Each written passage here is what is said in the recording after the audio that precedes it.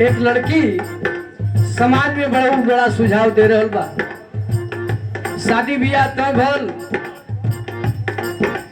अपने बाप मतारी से जाके कहलस की सुनी शादी केहू से ना करे, शादी वही से करब जे हमरे मन को। कैसन दुल्हा चाहिए?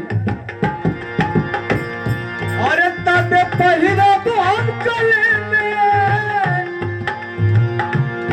तबे पहिरब हम कले में बरमाला रे माई, और बरमाला रे माई।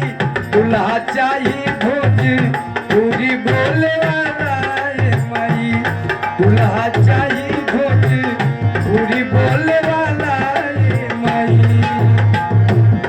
तबे पहिरब हम कले में, तबे पहिरब हम कले में बरमाला रे माई।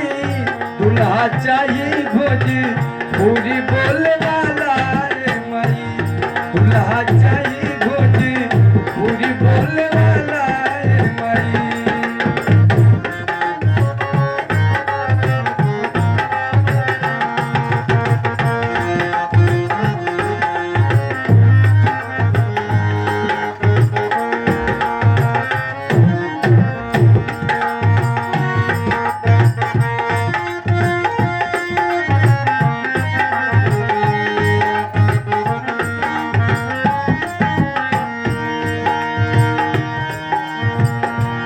गोरिया चाँद के जोरिया नियन गोर बाल हो,